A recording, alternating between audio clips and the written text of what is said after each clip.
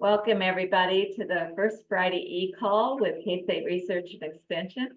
The purpose of the First Friday call is to increase the local community's knowledge of the experts, the education, and the economic resources that can help them help small businesses and the communities who love them.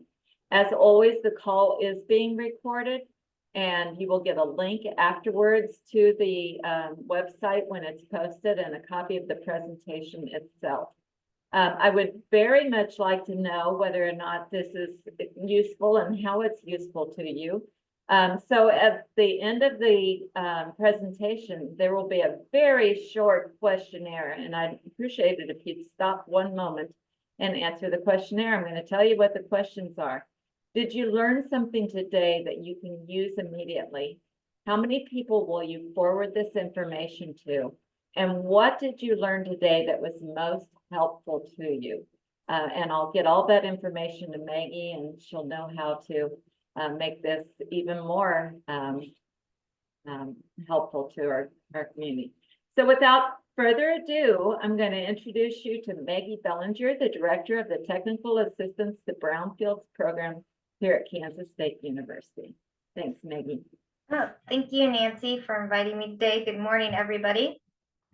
I'm going to kick things off for you guys this morning with a quick, short little video, and then that kind of will set the stage, and then I'll fill in some of the details after that.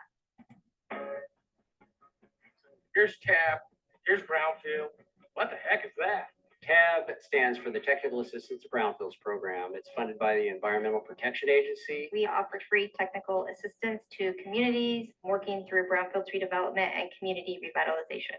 Brownfields are underutilized or blighted properties that are not getting redeveloped because there's some stigma associated with potential or real environmental contamination.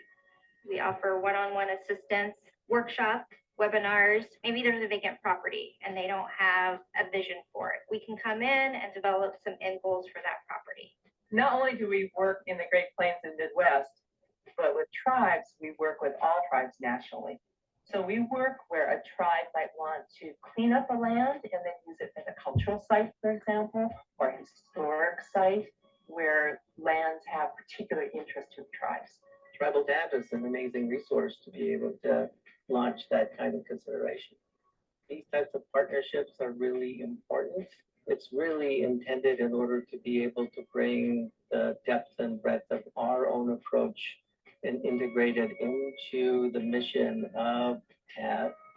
After calling them, I'm saying, you know, we have this square that we really need help in, and is there any other grants that we could use? And they go, oh yeah, we can help you with that too. For a small city in Kansas, that's huge. To learn more about how KSU TAB can help your community, please give us a call or visit our website at ksutab.org.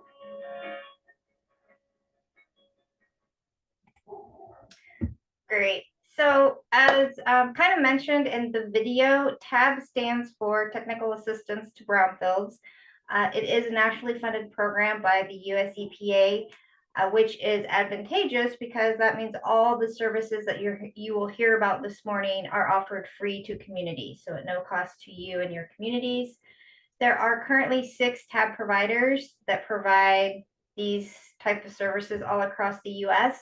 At Kansas State University, we support communities in the EPA regions 5, 6, 7, and 8. Which includes Kansas, of course, but it also includes all those other states located in purple on the map. So oftentimes when we talk about brownfields or use the word brownfields, some people are like, well, we don't have any of those in our community, or what even is that? So just to kind of get you guys thinking about brownfields and these type of properties, I mean, how many of you have seen these type of sites, buildings located in your community? You know, they're vacant, they're boarded up, maybe they're an old abandoned school that could be full of asbestos, and you're not sure quite how to address that or what to do with it. When you come across these type of properties, It's all about reusing the land. And of course, when you are looking at either acquiring land or repurposing land, there could be some environmental issues that arise. And so it's how do you tackle that? A new owner or operator could potentially be liable or responsible for these environmental issues if they don't do their proper due diligence, and we'll talk about that later. And even sometimes an existing owner, if they inherited a property or they're just maybe a little unsure about the past uses of a property, could run into some unexpected issues when they're going through, say, a redevelopment or revitalization project. And these type of concerns can really hinder redevelopment within a community. Maybe you're seeing that in your own community. Part of that is this just the fear of the unknown of encountering an environmental issue. What does that mean? What does that look like? Is it going to be expensive to address? And so oftentimes people will walk away from these properties or just ignore them, and then they become a blight in a community for years and years and years and years. Well, all these type of properties are what we consider brownfields. So we're really thinking about any distressed or underutilized property with a possible or just even real environmental issue that is limiting that desired, outcome, beneficial reuse of a site. The US EPA does have a legal definition of the term brownfields, and so you'll hear this quite often too as we talk about brownfields. But again, it just goes back to that a property that's been maybe neglected, somebody's looking to redevelop it, purchase it, revitalize it, and there's some potential environmental hazard or issue that's preventing that from happening. Some examples of brownfields that you might come across in your own communities are, former rail lines or depots, maintenance facilities, old industrial or manufacturing type sites, gas stations, dry cleaners. Those used to be located on, every corner in a small town. And so oftentimes there's some environmental issues associated with the petroleum tanks in the ground. Vacant lots, a lot of times where you see fill, especially, in southeast Kansas, we've encountered a lot of, former smelter sites and communities where they used fill and there's nothing wrong with that. It's just they didn't know at the time of some environmental hazards and issues that could result from using, mine waste and things like that.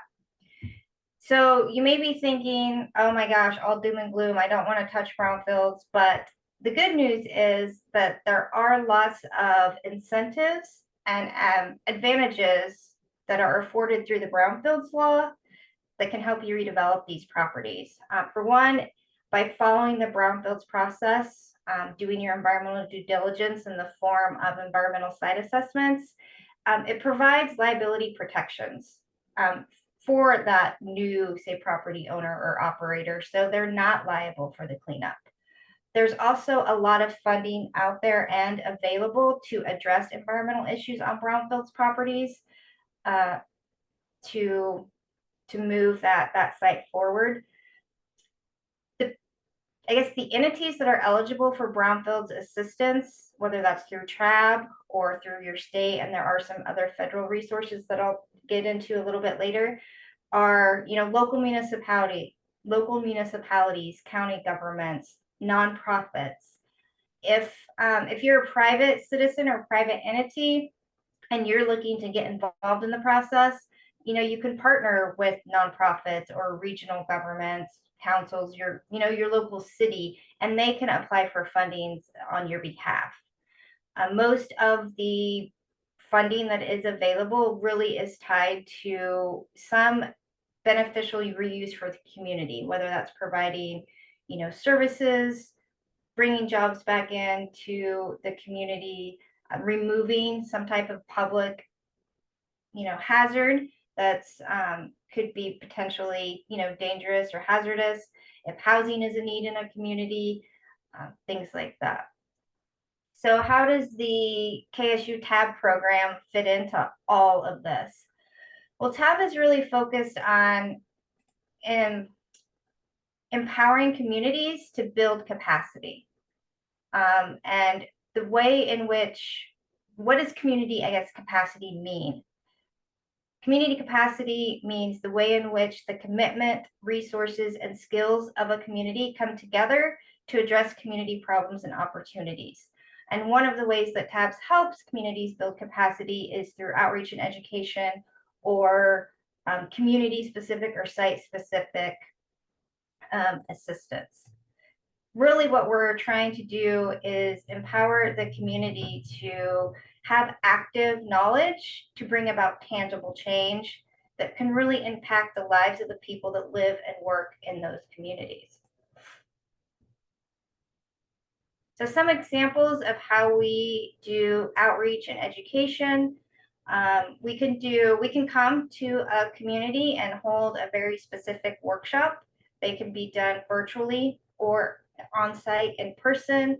We do webinars, and really the topics will be tailored for a specific community interest. Sometimes we will do some broader, like statewide informational events, but if you are looking for someone to come and talk to, say, a community group in your community, or maybe it's a matter of trying to get the local leadership on board with revitalization or addressing a particular property, we can come out and talk to them, do presentations. I've given many talks to got on the agenda for county commissioner meetings or city council meetings, just to talk about the process and how tapping into kind of the brownfields world can really help move projects forward and remove some of the blight in your communities. We also give invited presentations at local conferences. So yeah, if there's anything that you might be interested in, you can reach out to us. We'll find a good fit for you and come to your community. We can also help facilitate conversations with, business or property owners. If there is a property owner that might be a little bit hesitant because of that environmental piece, or I don't want someone coming on and investigating my property, we can come and help kind of facilitate those conversations. Again, it's just about educating and getting people on the same page to hopefully progress sites and move them forward, so they can be put back into productive use. The TAB program is really geared to fill gaps and to help a community support their overall project goals. So some of the community or site-specific assistance that we provide is very overarching. It's very broad. There does need to be that brownfields tie. But as you saw in my earlier slides, brownfield properties can be pretty much anything. The definition is quite flexible in that regard. We can help even just identify sites in your community that you want to, address or take on. We do a lot of strategic planning, reuse visioning, helping to establish and set those goals. We can provide some economic support if there is a particular site or property that you are looking to develop in your community and you want to know, is it feasible? What is the best use for this particular site? We have experts that can come in and collect the data and perform that kind of study and analysis for you. We can also help identify funding sources and create like a strategic roadmap for, okay, how you have a site or a property, or you have several properties, you know what you want to do, you have a goal, you have a vision. How do you get there? Where's the money, essentially? We do these called resource funding roadmaps, and I have an example I'll show here in a minute of what that looks like, and it just kind of lays out, okay, here's some funding opportunities that can help you get to your end goal. We have, so here at K-State, we are about, I'd say 8 to 10 people that are on staff. And as you may recall from the map, we have a wide service area. We support communities in over 21 states all across the US. And we also offer a wide wide breadth of services. And so to help us do that, we have a network of over 35 partners with various experience and expertise. So we have planners that we can tap into. We have landscape architects we can tap into. Some of our partners are from the private development world, so they can kind of talk the talk and help facilitate conversations on what it might take to get somebody interested in maybe investing or redeveloping in your community. We have economicists, scientists, geologists, and then we also have a lot of support for tribal brownfields funding and resources. So again, we kind of fill the gap, whatever hurdle you need to overcome to get to that next step in a property redevelopment. If somebody on our staff isn't the right person, we can connect you with that person or partner with one of our partners to provide the service that is needed to get you on your way. Like I mentioned, we do a lot of community outreach and engagement because one thing I think that I've seen and we have found with brownfields redevelopment is it really takes everybody in the community. If the community is engaged, involved, it really helps just progress those sites forward. Otherwise, they could get stalled and it's a good opportunity for people in the community to come together. They all may be realizing or working towards the same goal, but really haven't talked about it. And we have various ways that we can help engage the community. And so we did some visioning in Beloit, Kansas a few years ago, I think in 2019 this was, and they were specifically looking at some brownfield sites along their downtown street, and in particular how they could kind of connect to their Chattahooga Park, which you had to cross railroad tracks to get to. And so there was just a disconnect between kind of their downtown area and the park. So for this project, the TAB program partnered with K-State's Landscape Architecture Regional and Community Planning program here at the university. And the students, it was a course assignment for the students, and they spent some time at Beloit. They did some research, some evaluation and analysis, and helped identify sites, kind of revisioned what the streetscapes could look like, and really how to make that connectivity between the downtown and the park. We held an open house where the public could come in and view some of the student work, just to see some ideas for what that might look like. And then they got to vote on like kind of their favorite site reuses, things like that. For this particular project, within 6 months, the city actually started showing some tangible outcomes from the work that we did there. They actually invested their own resources into redeveloping the park with an emphasis on how to improve access to get there. They also started investing in their downtown civic space and infrastructure, because based on the input from the community, the city realized, okay, yes, this is something that the community members want and an investment that we should do. They also incorporated new branding and wayfinding strategies, so that Be Beloit vision, or that Be Beloit phrase, was actually a recommendation from one of the students' work.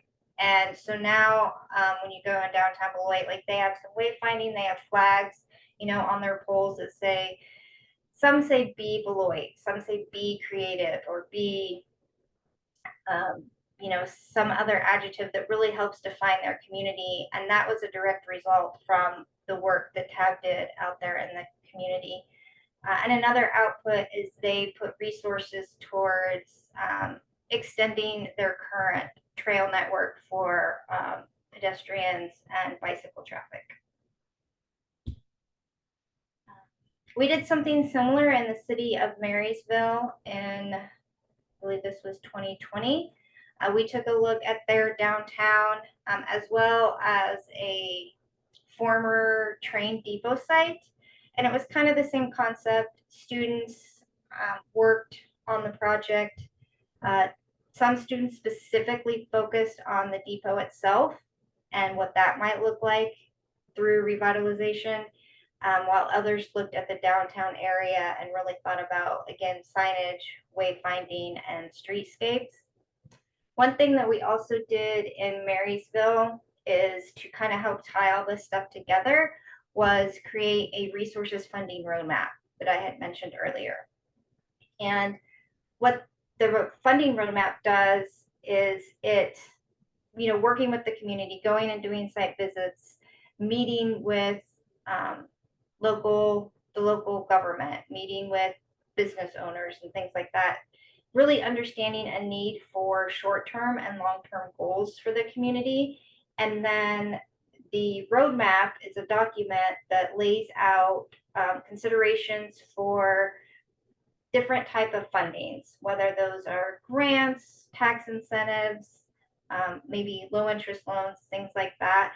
And it'll lay it out in a table format to identify, okay, well, here's the funding opportunity. What is the purpose of this particular funding opportunity? How much can you apply for? Are there any cost match and things like that? It's all laid out in this type of a document, and it's focused on, they break it down into different categories. So if a community is looking at transportation, okay, well, here's some funding opportunities and resources to help improve your transportation. If you're looking at arts and culture, it just breaks everything down kind of by type and category. And it also outlines a strategic implementation plan. So now,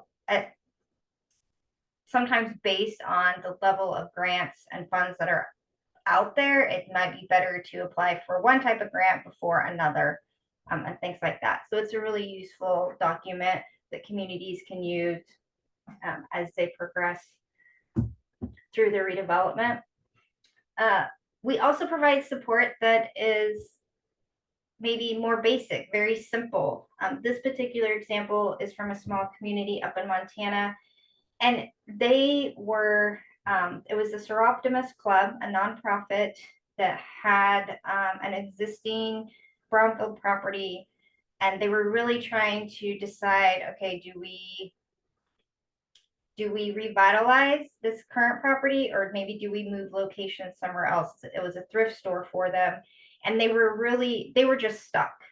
They couldn't make a decision, they couldn't come to a consensus. So we got asked to come in and help, and we created an online, community input survey, kept it very, very simple, of just asking a few questions about what people might like to see in a new building, whether it stays downtown or moves elsewhere. And the image on your right is just an infographic of the results of that survey.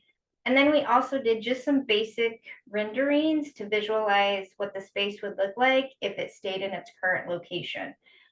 And again, it was pretty simple, pretty basic, but the results of the support that we provided just really helped them have conversations and be open to making a decision. Okay, do we stay downtown? Do we not? In this case, they did decide to stay downtown, and then they were able to move forward on making plans for, okay, how do we revamp this downtown building now that we know we do want to stay here? Another example is with the Blue Rapids community here in Kansas. And that video that I showed at the beginning, the mayor, this is some of the work that he was alluding to that we did. We did a couple different phases with them. For the first, it was just a community visioning around their downtown square. So we went out and we facilitated a community input session, really just trying to learn from the community what their ideas were for potential uses of several properties along their square. We also led them through several exercises for them to evaluate, assets, strengths, weaknesses within a community, as well as their needs, what may be lacking, what would they like to see in their downtown square. And then based on that public input, we started kind of putting just together again some very simple graphics to visualize what was discussed and outputs from the community meeting. For some people, starting to see is more believing. And so if we can help by creating some of these visuals, these renderings of, hey, if we took this, blighted, vacant, boarded up property, this is what it could potentially look like. So we do that a lot. And again, it just helps spear those conversations, and people then have something to look forward to, as well as, seeing what it could really be. We also worked with their community action team that they named as the Pride Community to develop a market analysis and actual business recruitment strategy to try to entice businesses and others to invest in their community. And the output of that was a document that helped them evaluate existing businesses, what was lacking, provided strategies to attract, not only to retain businesses that they currently had, but attract new businesses into their community, which included, providing, understanding the market. What can work here, what can't? What are some tax incentives that the city can offer? What are some of those grants that maybe the city could apply for on behalf of, say, a private entity? And then what sites would be available to match, certain types of reuse and revitalization.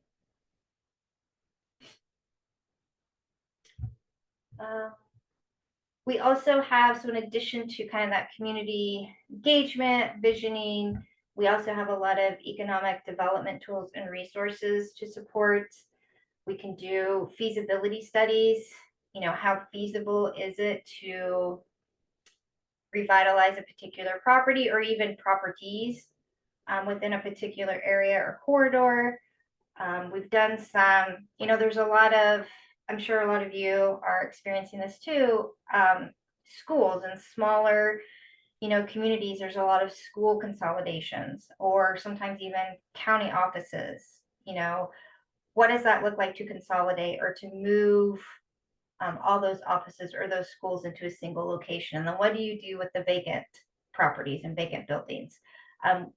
We can come in and do what we call like a feasibility study, sometimes combined with the highest and best use market analysis of, does it make sense to consolidate? What are the needs? And then what do you do? I mentioned the resources roadmap. Something else that we do is we can help facilitate resource roundtable discussions. What this is we bring in like a panel of experts. We take from our pool of experts, which could be private developers. We might pull in maybe a local lender or real estate person and kind of just have an open panel discussion. A community will come in and present a particular site or property, and then they'll get feedback from the panelists to say, okay, well, as a private developer, if I'm looking to invest in this community and this property, these are the things that I would want to see before I invest my own dollars. From a realtor's or maybe a lender perspective, they provide advice on, okay, well, if you were going to get a loan for this particular property, again, this is what you might need. And it just helps to understand what maybe those limitations are impeding redevelopment of a property. There's lots of funding out there for brownfields redevelopment, especially right now. We're in, I think, year 3 of the bipartisan infrastructure law funding. So we have 2 more years to go. EPA has a lot of money. HUD, Department of Transportation, Department of Energy, really focused on economic redevelopment in communities. And so we can help folks navigate those waters and understand maybe which type of funding is the best fit for a particular community. We can also help with, marketing of a particular property by developing fact sheets, or other resources that then you as the community can go and take out and be able to have those conversations with people within your community that might be interested in investing in a property, but they don't, know if that would be a good fit, as well as maybe targeting external people, encouraging them to invest in your community. Some other resources we have available are or consist of, we have what we call the Brownfields Community Capacity Assessment. This is a simple kind of self-evaluation form that looks into 3 categories: leadership, partnership, and visible redevelopment progress. And it's just a way to help gauge and find out where you as a community are at in the process. Is your leadership on board? Do you have partners within the community that can help reach your goals? And then are you making progress? And the idea is to kind of evaluate where you're at. It'll identify maybe needs, and then that's where TAB can come in and help, again, fill those gaps to meet those needs. And then you measure your progress over time just to see where you were, where you're going, and where you've been. We also are currently developing what we call a community benefits calculator. And what this does is it's not necessarily a financial tool to help identify investment, but what it will do, I think we're planning to release it at the 1st of February, is just it goes through a series of questions about a particular site or area, just to help evaluate if that investment from a community is worth it. If essentially if the community invests X amount of dollars, and what's the kind of rate of return? What are the jobs going to look like? What is the tax revenue going to look like? And evaluating, is the investment worth it? We can also just take a look at any technical plans, technical reports. If you are new to the environmental world as far as contaminants go, and maybe you have an environmental site assessment report for a particular property that's been on a shelf for a long time, or you have some type of comprehensive, community redevelopment plan, but you don't understand what any of that means, or just how do you use those resources and materials, we can help with that. If you're looking to hire an environmental firm or a contractor to help with your revitalization goals, we have some resources that can help with that. And really, as I kind of mentioned earlier, the Brownfields world is pretty flexible. So if there's a need or request, don't hesitate to reach out and ask us. And usually we can find a way to work with you. And if it's not the right fit for our program, then we can connect you with another program or entity that can provide you with that service. Requesting our assistance is very, very easy. There's no application process. It's simply just, a phone call or an email, kind of with a very brief summary of, who you are, what your request is. We will schedule a time to meet to discuss and just figure out, okay, what is the need for you? Is it a good fit for TAB? And if it is, do we need to bring in additional partners? What does that look like? We agree on a scope of work, course of action, and then we implement it. Again, all of our services are at no cost to the community.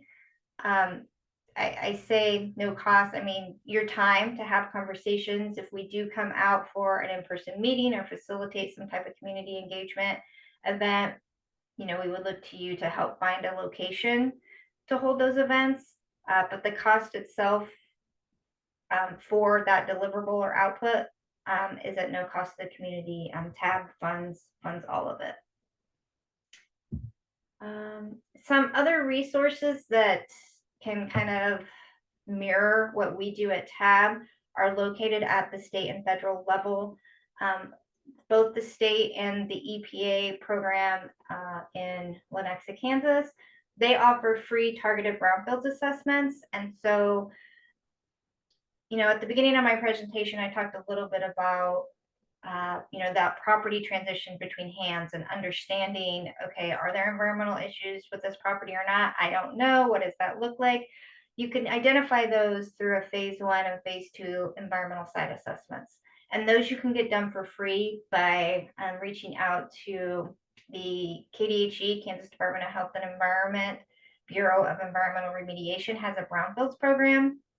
Seth Metling is the Brownfields coordinator, and you can reach out to him. They do have an application process, but it's very, very simple. And they can, come out and conduct these environmental site assessments for free. A phase 1 environmental site assessment is kind of a historical tabletop review. Just it's non-intrusive. So it's just taking a look at what are past uses of the property. They'll do a site visit, a site walkthrough. So you do need to have access to the property in order to do that. And it just evaluates, okay, are there any potential environmental hazards or conditions that we need to consider? If the answer to that is yes, then they will move on to a phase 2 environmental site assessment. And that's where you actually get into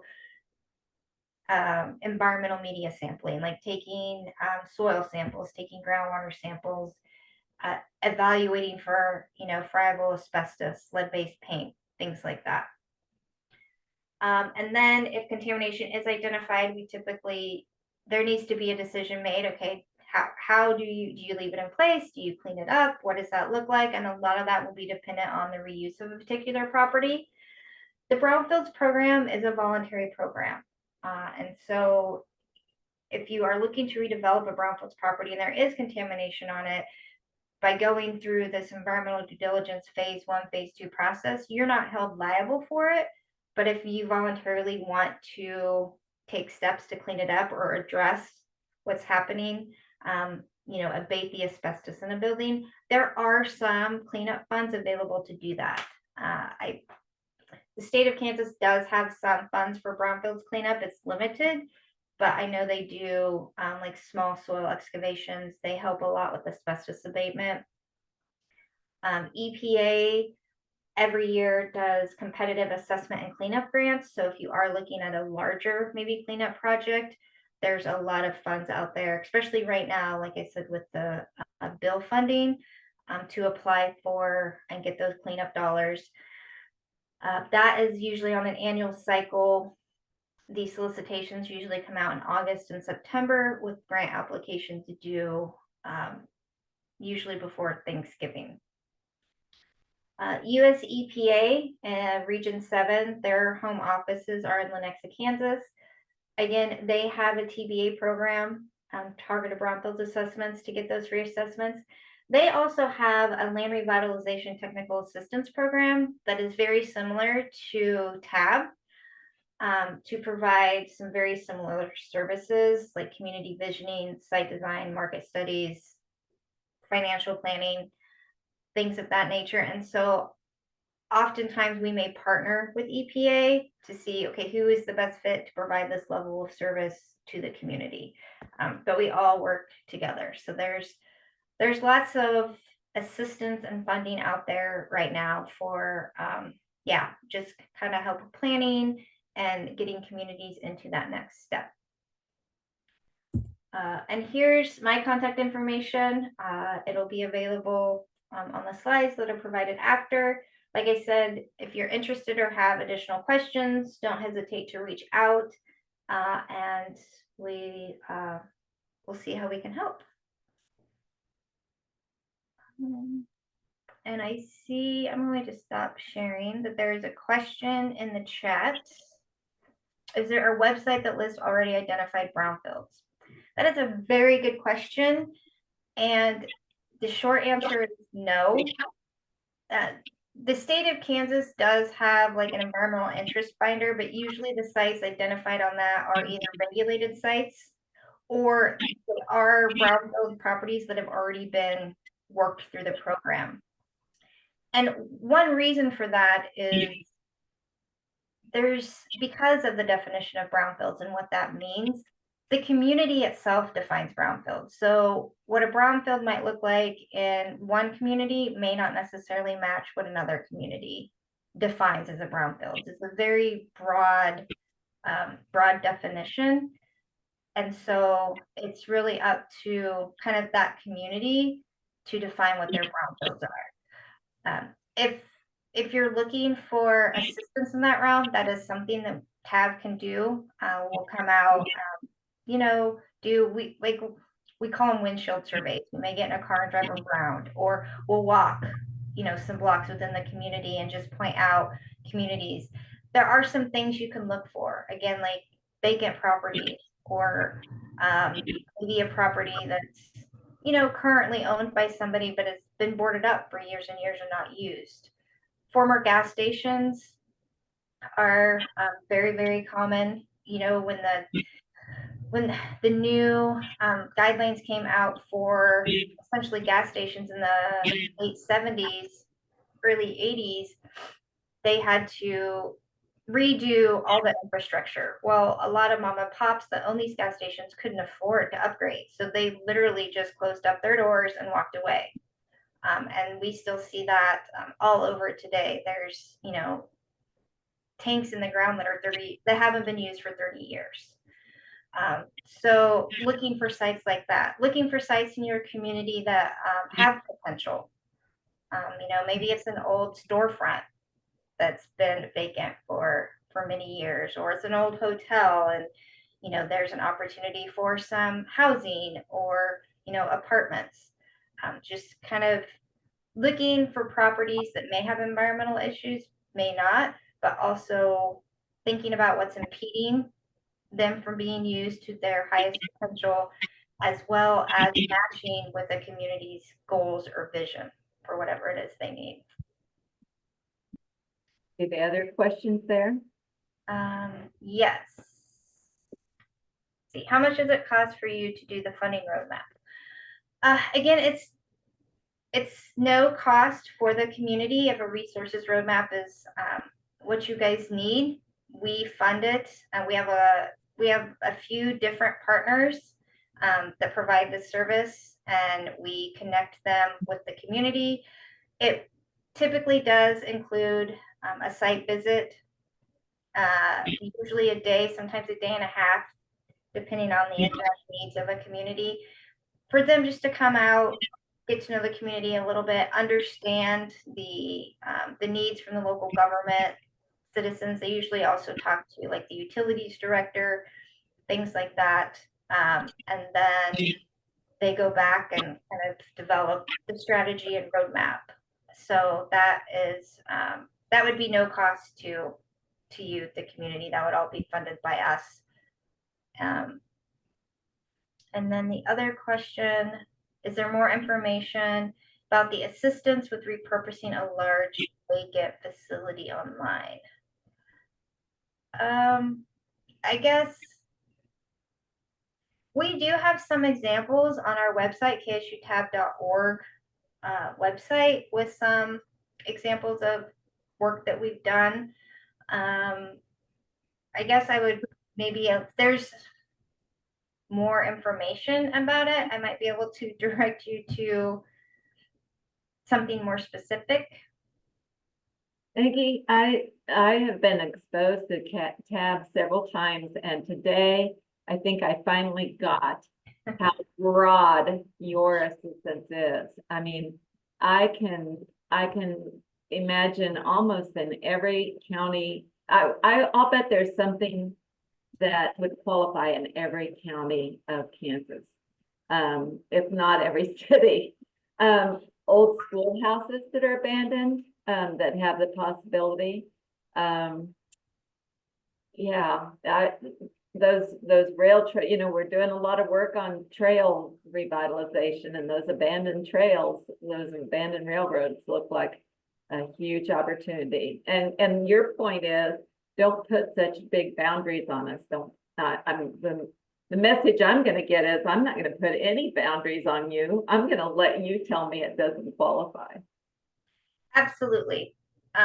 Yeah, like I said, we You're exactly right. We are very broad. We can do a lot of things. There are a few things we can't do just because we are limited, and there does need to be that Brownfields tie-in. But if we can't do it, we say no and why, and then we connect you with maybe another organization or some resource that can still help you get to that next step. So to Pamela's point about housing, I'm going to assert, and you tell me if I'm wrong, that those abandoned individual houses you probably can't help with. Typically not. Yeah, so residential houses fall outside of a typical brownfields. There are a few exceptions. If there have been houses that have been torn down and that property is now vacant and might be reused, but there's a suspicion of lead-based paint in the soil, then that kind of falls in the brownfields realm. There have been a few cases where there's been, multiple, say, houses that a community is looking to maybe demolish and then put in a quadplex or some type of other housing structure, but it's more than single housing. And that then kind of falls into the brownfields realm. But for single residential, no, that's correct. Pamela, do you have, I see your question. Do you have any that Maggie just answered, or could you unmute and suggest the site that you're thinking about specifically? I'm just thinking that in Southeast Kansas, we just have such a need for apartments, duplexes, fourplex, any of those kinds of things. And I am sure, just from my observation of driving around as a, personal citizen, there are plenty of places that could be identified. And I was just curious as to, how that might work. But I see your point as to personal houses wouldn't necessarily be covered under that premise. So, yeah. Right. But yeah, if you're talking about, maybe other areas or properties that what could be good housing potential opportunities, that is something we could assist with. Yeah. And then the idea, just the idea of thinking outside the box. I just love that idea of that, get you to come and just give an overview, get an idea, do an assessment, and then determine what might be needed. So, yeah. Yeah, and Pamela, the Kansas Housing Resources Corporation has a lot of new funding too. And so we've done programs with them before, but I've got it on my mind to do that again in 2024. But you can go on our website and look for those programs from KHRC. Yeah, that's great. I just get a lot of families that reach out to me wanting more housing options that are never enough. So, but thank you. Yeah. Hi, Maggie. Go ahead. This is Angela Shopper. I also emailed you, but since you're on here, I just thought I would ask. We have a property that we purchased, and it has quite a few what I would consider potential. I don't know if it's kind of a wide breadth of what it would qualify. It is a property that has a runway safety area of the property that is impacted. It has a creek that runs through it that is the head of flood zone, floodplain, and it has previously was a larger tract of property, and it kept getting whittled down by subdivisions, and they assessed all of the cost of a stormwater drain with a bridge to cross it on this one lot. So the whole cost of the stormwater bridge and that culvert and everything was all assessed as a special on this little piece of property that's remaining. And again, it has there's a runway safety that takes up part of the land, and then there's a creek. So I didn't know if those things could possibly be covered in the brownfield, or would it need to be more like a blighted building? No, it vacant properties or an underutilized property is still part of the brownfield world. Because especially in this case, it sounds like it was part maybe of a bigger tract and got whittled down. And even if it's, part of the drainage, but yeah, what to do with the rest. We have worked on other like drainage type projects that are very similar because maybe you don't know what was there 30 years ago because it has changed so much. So from a brownfields definition standpoint perspective, yes, that still meets and qualifies because it's that unknown piece. And it is vacant, but you don't know why it's vacant. We've been trying to work with an engineer to get it developed. We have a preliminary plat approval for 62 duplex lots to create more housing in the area. But it's just the cost is so, we haven't been able to pull the trigger because the financial piece of it just keeps coming up against the specials is like $500,000. And then the cost to mitigate the creek is another $500,000. So it just makes it very I guess tricky to be able to afford to develop it. Yeah, I think it's a conversation that we can set up, learn a little bit more about it, and we do have some, like some of our partners work in that realm and that world on a regular basis. And sometimes it's just we do sometimes it's consult calls where we bring the community on board. Maybe it's not a resources roadmap, or it's not a assessment, or it's just being able to have a conversation with people that are experienced in this to get ideas on what you can do or even take next steps. So, and then oftentimes that could lead to then an actual, something deliverable.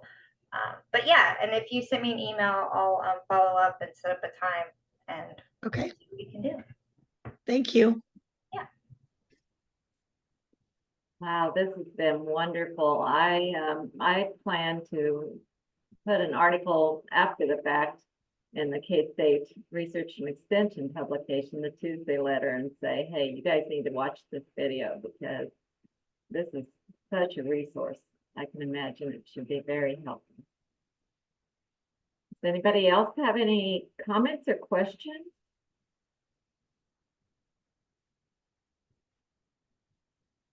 Okay, well, outside my window here in Topeka, Kansas is a lot of beautiful fluffy snow. If you are in the same situation, I hope you're buttoned down and enjoying it. I will make a few announcements, and if anybody else has some announcements you want to share, be thinking about that. When I stop talking, I'll give you the opportunity. We are doing Trail Talk Tuesdays. The announcement went out today. We are doing session 4 of 6 Trail Talk Tuesdays.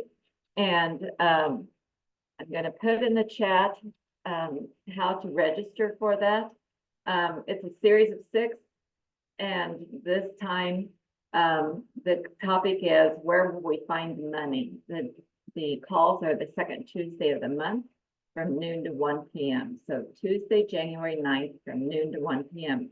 We are still doing extension, K-State Research and Extension grant writing workshops. The next grant writing workshop is February 6th through 8th. And I've put the registration in the chat for that. Our latest impact report shows that $41.8 million of successful grants have been written by participants in our grant workshops. And we've got only a 34% response to that survey. So if you can imagine that, it's kind of humbling. If you have an event that you would like to promote, send me the information to KSRECV and I'll at ksu.edu, and I'll put it in our email afterwards. And And if you would like to promote these calls in your own newsletters or on your social media pages, send me an email at the same place and ask me for those promotional pieces. You guys are the linchpin to other people joining us. So thank you for your participation and your willingness to be here. All right, so does anybody have any announcements that if I stop talking? All right, so if you, the next call is supporting entrepreneurs through access to capital, community, and customers by Nexus Inc. And that's in February. Our thought for the day as we leave each other is forget the past. No one finds success in the past.